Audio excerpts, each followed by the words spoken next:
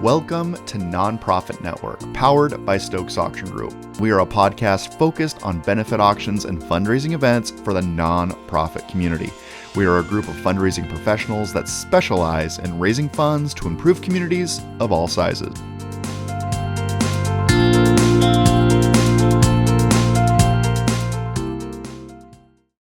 And here it is, episode number 28. Welcome to the Nonprofit Network. My name is Shelby Stokes. 28. Polly Schenfeld here. Good to see you guys. Thanks for joining us, as always. Kelly Schenfeld, excited to be a part in this beautiful library behind us. My hair's not on fire today. Yeah, it is. Kind of is. And I don't know if it's episode number 28. Maybe it is 29. I don't know. We did some Q&As. We just so many. Yeah, you're right. We're so popular. We're so popular. So popular. What was that? What did you say earlier? He killed him in the library with the candlestick? Is that what you said? No, with the Allen wrench. Worst murderer ever. Yeah.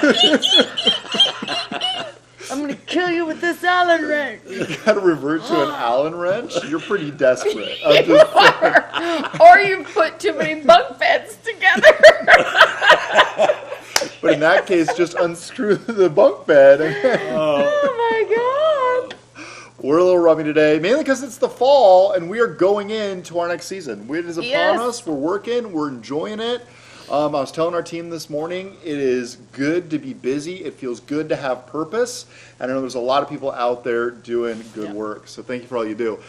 Reminder, this will be one of the last reminders for our 15% off promo that's going on right now.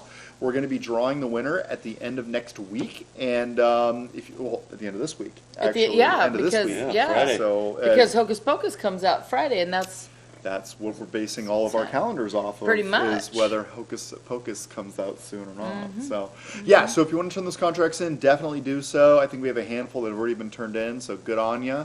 But we appreciate you guys partnering with us and keeping what we do alive and thriving. Don't we got over 90 participants? Yeah, we do. Over 90. So thank you, and that's fantastic. Yeah, we really appreciate the support and making it all work. So what we're going to do is we're going to cover audience development a little bit later in this cast. But first things first, we're going to hop in and talk about our weekend. Each of us respectively had an event that we worked. And there's also a couple others that we kind of just want to bring up and kind of shout out. So the first one was a repeat partner that we've had in the past, and they were out of the Bay Area.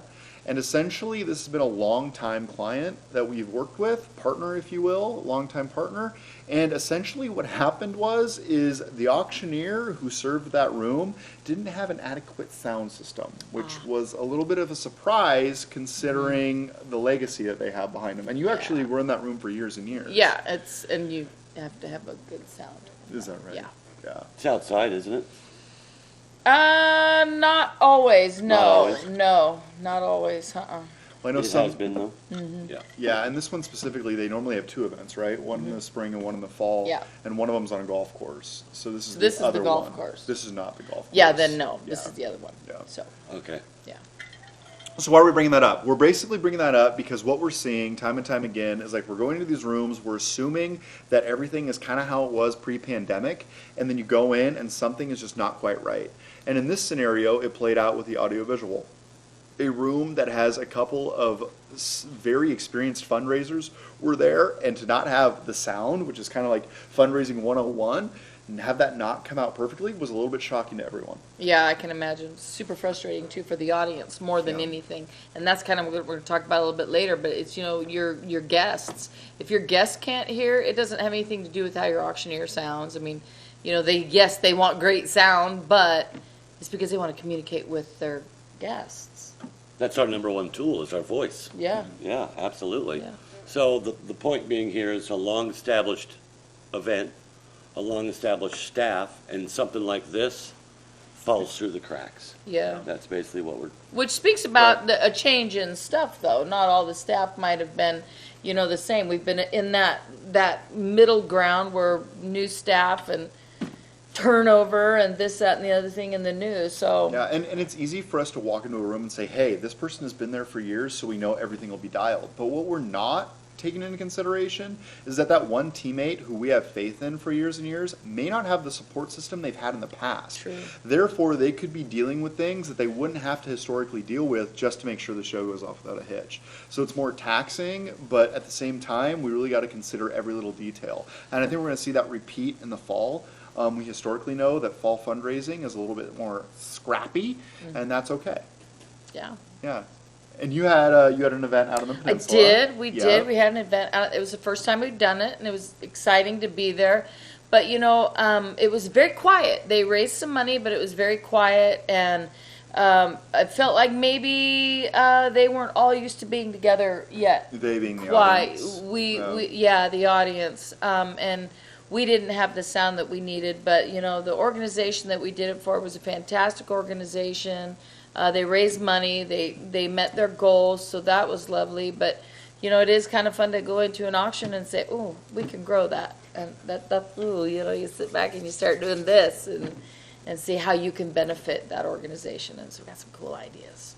Then I can see how difficult it would be for you being such a veteran and Mark being such a veteran, going into this room, first-time client, and seeing that what you would classify as lack of energy from the bidders. Mm-hmm. Because our job is to post-evaluate the event, and you start to look and start to dig deep into why and what the causes are. So them never seeing us or you or a professional auctioneer before might have had something to do with it. Yeah. Who knows what the tone was set in the previous years, and we're coming in trying to change that. Right. And elevate it. Could be a bit of a shock to them, I guess. Could be. Yeah, and I think that's like it's probably one of the biggest reasons we're so drilling down and okay, things aren't like they were. Because we take a lot of pride in what we do as fundraisers. We are not looking for a one-off partnership. We're not looking for a one-year, one-event partnership. We're looking for a 5-year, 10-year run. And our goal being, okay, let's tweak and improve these different items that are playing out, whether it be live, silent, or other. Let's grow it. And try to get it to grow so we can raise more money for the cause. Yeah, gotta grow it. Yeah, agreed. We had a virtual event this weekend. Not a ton of those on our books for this fall, but we do have a handful. And one that we had just this weekend did pretty well. We had a really good attendance. We streamed it from our studio, and we had essentially people from all over the world, right, Paul? We did. Yeah. New Zealand, all the way up on the East Coast. And I'll never forget last year we had people from Germany. Yeah. So this is in South America. Ireland, yeah. Ireland. I thought you would say Ireland. No Ireland this year, huh? I could have missed it. It's entirely possible, but typically that they usually do. Oh, we need to It's go a look at global some reach. analytics. Yeah. Yeah, we need to look at some analytics, see if we can figure that out. Yeah. They have a Cool. global reach, right? And so that could go to the argument of, well, they should stay virtual, or, dare I say it, hybrid. Yeah. But they could also do another type of event that is just virtual, that's not tied to their live auction. Right. Still do their live, because Jeff, the auctioneer, loves doing this live, and he's really, really good. And then maybe try to tie something else in on a smaller scale for all of the international supporters. Yeah. Yeah, and it was nice to see the virtual event kind of take off without a hitch. We didn't really see a lot of issues whatsoever in terms of software or hardware, which means, kind of like I just alluded to, we've been partnering with this organization. Now this is their 3rd year doing a virtual event, and all the kinks are worked out, right? All of the issues that we've seen in the past have been laid to rest, and we're trying to improve on them time and time again. So, shorter program than it's been in the past. I thought it was really well executed. The video content that they had assembled was on point and really seemed to speak in a very direct yet effective manner, so I was pretty impressed. We had another individual who was on our team this weekend helping with another event, and essentially what he saw was that the timeline was really hard to work through. And part of that was because they had a politician who was running for office in that area, and he kind of went on a tangent when he came up to speak for about 20 minutes, kind of talking about platform and stuff of that nature, basically leaving his mark on the event, but it cost 20 minutes. Then the fund and need speaker comes up, so the person that speaks before the video plays, and essentially that speaker came up and just reiterated everything that was going to be said in the video.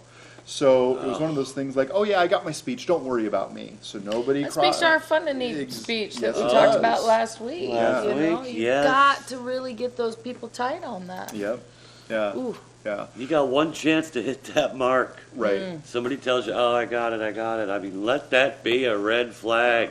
So Let them call you a control freak. Who Yeah, cares? I mean- You are a control freak And if you're doing a good gala. and that's not bad. That's not bad. Don't let anybody tell you otherwise. Yes. But you know, in that scenario, you take 20 minutes for the politician, 20 minutes for the speaker, and then you take into consideration this is an outdoor event. You've now pushed the timeline an entire 40 minutes, and it's starting to get cold, and people are going inside or people are leaving. So, yeah, a whole bunch of events coming back, and we're excited that it's all coming together, but we keep seeing things pop up that just need to be tighter. So hopefully you can take those examples and maybe work or build to make sure that things like that don't play out in your room. Yeah, and you know what? Just give us a call.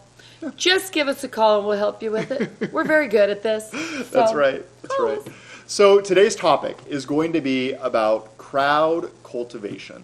So essentially what we're going to talk about are different tactics to kind of disarm and get people involved in your organization. And part of this was from an event that was recently played out, and we went into the ballroom and the crowd was very quiet and unengaged. So what we're trying to do is trying to find a way to kind of engage them and allow them to participate in a seamless fashion. As well as educate them on what your expectation is of them night of. I think you guys can speak to that a little bit from what you learned this weekend, but if there's an expectation on your guests that is delivered in a very humble form, chances are that expectation, they will exceed that. They will exceed that expectation because they won't feel super pressured, but they'll know why you invited them. Super huge to let these people know what their job is when they get there. Number one, you got to have fun. Yeah, we're going to have stuff there for you to have fun. Number two, we've got to raise money because that's the only reason we're together is if we don't raise money, this organization is going to fail. We don't want that. So send that message that if they don't give money, it's all over and life is over. I can remember. I can remember several months ago doing this pod and you know myself saying, hey, let's kind of slowly work back into this live thing. Let people get together and have fun and party and rub elbows with their friends because they missed the last 2 years. Okay, well, I lived it a couple of times and Time's up. no, I mean, you take the first Get to the gala. You take the first 30, 40 minutes to let people rub elbows and have fun, but then it's down to the focus of why you're there. That's right. It's the fundraising, right? And relaying an expectation to give is not a bad thing. It can be a difficult conversation, but it's fair and it's reasonable. Hey, I'd like you to come to our event, but what can I expect?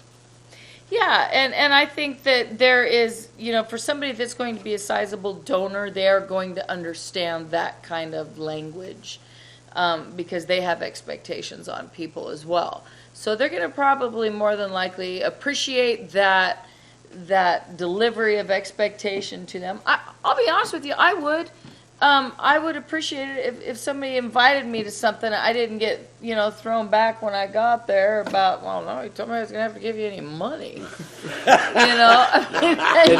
And you get into this delicate dance right now because there's a lot of It's pressure very delicate. on attendance, right? It's like, Yeah. okay, we got to hit the number 200 because we've always had 200. That's how many meals we have bought, Yeah. et cetera, et cetera. So all of a sudden you start filling seats with those individuals that may not be there for the right reasons. Mm-hmm. And right reasons probably isn't the right way to say that, but you know, For the reasons you need them there for. boom, exactly right. What she said. Thank you. You're Perfect. welcome. You're welcome. Home run. Yeah, you know, and we're kind of calling it expectations. It's the North Star. Like the North Star of your audience and your guests needs to be to raise money for XYZ. We are here together raising money for the animal shelter, for individuals that have disease that they're fighting. You know, whatever the case may be, everyone has to come together for one reason and unite under that banner. And that is a way that you're going to motivate these people to give. You know, we talk a lot about coming out of COVID and seeing the hesitancy in these ballrooms. There are certain communities that we're bumping into that are a little bit uncomfortable in the ballroom. Like, they're not adjusted to being out of their rooms or homes like they were in COVID and being across the table from one another. Well, look, that really changed. You know, that's the thing. Not to interrupt, Yeah. but off of that, it took us all 4 months or whatever, some longer, some shorter, that, okay, we have no idea how long we're going to have to do this stupid pandemic thing, right? But we know we have to do it. So we all had to change into that. It's a lot easier to change into something that everybody has to do than it is to change out of that different people are doing different things with. Yeah. We all had one thing during the pandemic. We all had to do this, and that's what we do. No, we're going to do virtual. We're going to do this. It's our guests. We're going to do this. You can't go to the grocery store. The whole 9 yards. But coming out of it is very different because of all the. Yeah. And we might be up against that. We definitely are, right? We might be for a while. For a while. Mm-hmm. We might. Yeah. So work through it. Don't give up on it. Work through it. Because it's workable and it's good because you might be able to cultivate someone new out of that. Somebody that did feel the loneliness deep down or whatever. And they may have a new thought on giving. And so you're not going to know that unless you have that tough conversation with them about my expectation of you tonight is, or you don't say it like that, obviously, but can I count on you for $1,500 this year? We are really trying to get this organization back up on its feet, and then you might open that story up and $1,000 this year. Great, thank you. So now you need to go cover half that somewhere else. Yeah. So, have your list. You call on that list. These are my 5,000s. If I need 4 or 5,000s, if I only get one, you still got to make up 15 grand somewhere. Mm-hmm. So you better add to how many people you're going to call and say, give me $250. Figure that number out. Reverse engineer it, like you always say. Reverse engineer it. I think we need $60,000. How are we going to get to there? And it's not just with the video or a speaker. Yeah. Nice. It's important, but yeah. Reverse engineer that stuff, right. man. Yeah, and I know Great that, approach. especially now coming out of COVID, it can be difficult to be direct with people. And right. we've been out of practice. I A don't lot of us struggle haven't seen eye to eye. We have not seen each other in person. We're on the same page, we're just not seeing each other in person. And essentially what that's caused, it's caused a little bit of disconnect. So it can be more difficult to be direct. I want to bring up an example of one of our teammates who has recently relocated to a different part of the country. And essentially where he is at, where he's currently employed, there's a community that really doesn't know what we do in regard to this fundraising format. They do put together galas, but the monies that they're bringing in at these galas are not comparable to what we're doing in the Seattle market. So essentially what this individual has been able to do is go into these different rooms and apply these little bit more direct tactics to the fundraising approach, and it's paying dividends. In other words, we're seeing a historical fundraiser that's raising $60,000. He's coming in, kind of flipping everything on its head.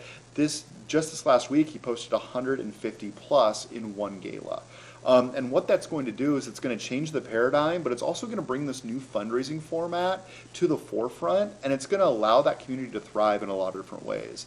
The projects that are going to be funded in that area are going to be jaw-dropping in the near future, and that really excites me. And it all starts with that ability to be direct, set expectation, and then invite people to give to what you're trying to accomplish.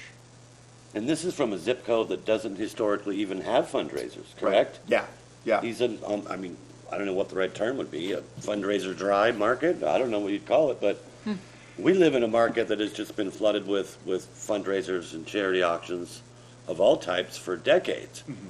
And he's in a smaller town, obviously, that has zero experience or historical data about fundraising. Mm-hmm. Wow. And he's coming in saying, hey, here's fresh where I soil. come from. Yeah, there you go. Fresh soil, uncharted territory. Ready to be planted. You say that Ready because to it's go, a rural right? area? Is that what you said? No, it's just, no, I said that because of that show I watched, Keep the Earth, if you, okay, so you could look at your community that way. If you're sucking all of the vibrance out of your community, eventually it's going to dry up, right? Mm-hmm. So this is an opportunity to put some stuff back into the soil, being your community. See, I had a thought with this, believe it or not. Wow, that's great. Because I don't always get a thought with things. So, yay for me. We're proud of you. Thank you. I'm feeling good about it. I'm going to ride this wave. Just hang with me.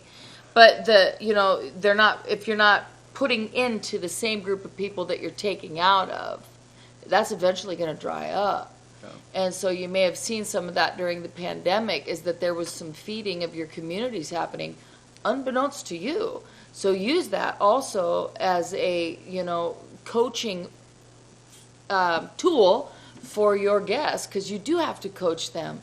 And if you see something that's going on in their community, you might want to insert yourself in there just a little bit, to show support, so that they feel supported by you when you're always asking them for money as well. Yeah. I mean, because if you keep taking, people are going to be like, not this year, baby. No, I'm done. I haven't gotten a thank you card in 4 years. And it's got to be a give-take relationship. Point. Absolutely. It has to be. It has to be a give-take relationship. Like crowd cultivation, right? Audience cultivation. In order to cultivate that audience, you've got to build relationships.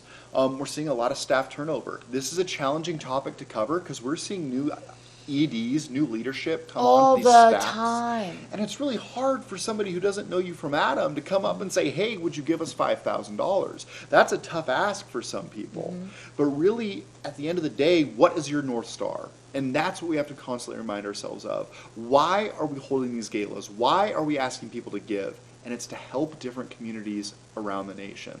So for you to go and make that request of somebody isn't about you being rejected when they tell you, no, I can't give. It's about you trying to leverage the money that they may have to help your community or nonprofit thrive. Out of 10 people, 8 of them may say, no, I can't give to you this year. Know that going in. Be okay with that. Be okay with hearing no. And like he said, it's not personal because 2 are going to say yes. Yep. And who knows how many people those 2 people know. That's right. Mm-hmm. That's right. That's that coaching piece that it's. Yeah. These are real things, so people. These are real things. And sorry, Paul, go for it. We're trying to cultivate and coach our audience into adjusting to what could be a new reset, a new reality. We've been pushing you to say, let's just get through this pandemic and get back to normal. Maybe we don't want to go back to normal. Maybe when we come out of the other side of this, we want it to look a little bit different. Maybe. I think for your longtime supporters, freshen it up, make it something new, something different. Or also be prepared. This might be their out. And if you feel that, hang on. Just give it a little space. Give it a little time. If you've been asking them for over and over and over, still go ask them, but if they're out, just take it as 1 year. It's 1 year. It's not forever. You're going to go back and you're going to find out, why did I lose that person? What happened there? How can I insert myself into their personal community, whatever it is, see what's going on in there. Whatever. Reinsert yourself, feed that relationship, and the next year, there'll be a yes. Yeah. So a no is a temporary thing. Remember, 8 of those 10 are no's this year. Yeah. Temporary no's. I like that. Good temporary point. no's. Yeah. God, how many? Can I have more on that? Have I given? I need the 5s. Oh, yeah. Okay, cool. Yeah. I thought you were celebrating yourself. And me too, yes. Touchdown Celebrating Kelly, guys! Seven points! And I know we're about to wrap up, but I think Paul is completely onto something. Are we going to go back to how we were pre-pandemic? And I believe the answer is no. Thank God. The answer is no. Like, you can already tell trying to take some of these events back to what they were is not going to work. You have different players, different circumstances, different money coming from all aspects of our communities. So be okay with the change. Roll with the change. But know that when you're going into these rooms and maybe it feels flat and it doesn't feel like the party it once was, it's time to cultivate that audience. Maybe that's by making requests and getting those no's. Maybe that's saying, okay, I'm really glad the Johnsons were there, but maybe we won't invite them next year. Let's see if the Smiths are in because they like to have a good time and they can get on board with our mission.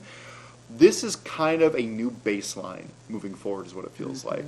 So when you go into these events, if you're going into this event, go in with the impression that it's going to be what it's going to be and how are we going to build this for the future. Because like we mentioned earlier, that's what we're about. Yep. 5-year partnerships, organizations that can thrive year in and year out for years to come. So it's an exciting time. It's a nerve-wracking time. It is. It's a little uncomfortable at times. Yeah. But remember, all of your guests, all of them, even if they don't even know why they're there, can be pulled into doing what is best for, the greater good. The human itself gets to be a part of something to make it better, and man, they're going to jump. Yeah. Right on board. Historically, these are goal-driven events. Mm-hmm. Okay, my goal is $150,000. What do I got to do to get there? Okay, you try to cultivate some of your pre-committed donations. You try to get it. When you do your budget and you fall out, you come up short. What's your first thing you're going to think of? Okay, well, I'm 10 grand short. I need more items. I need 10 more live auction items. 10. Historically, that might have been the right approach, but moving forward, that might not be. Okay, let's get 50 more silent auction items and 10 more live items. That'll reach our goal. Try to think outside of that box and not think that way. Try to cultivate that shortfall in a raise the paddle, or as Kelly always says, work till next year. Yeah. Don't feel bad if you didn't hit your goal this year. It's not the end of the world, but you're going to work towards next year. Yeah. Everything you do is for next year and next year and next year and next year. You're planting seeds for next year's crop. Yeah. Oh, we're talking a lot about soil and crop. I got them on that, by the way. We should change our background to a soil field. Yeah. Soil field, that's not what they call those. Anyway, thank you so much for joining us this week. I know we ran a little long. We're just very passionate about these communities, about these audiences, about these groups of people, and we want to see them succeed in the years to come. So we go a little long sometimes. We had a Q&A last week. That was a lot of fun. And shout out to Kathleen and InfoAt and the other people that sent in when we were live and also submitted questions. We appreciate you. We're going to continue to do that once a month. So if you want to be a part of that, mark your calendars. I think we're going to shoot for 11 o'clock on the third Tuesday of this week is kind of what we're throwing around here. So hopefully Third Tuesday of this week. How many Tuesdays are there in your week? Well, you said this week. I love these boys. We know what he meant. We know Third what he meant. Tuesday of the week. Third Tuesday of the week. Listen, we appreciate you being with us. Numbers and dates are hard for me. I know. I love you. My wife has diagnosed me with dyscalculia. Oh, you could actually. It's possible. And now she feels bad making fun of me. No, I'm still gonna make fun of you. It's Wow.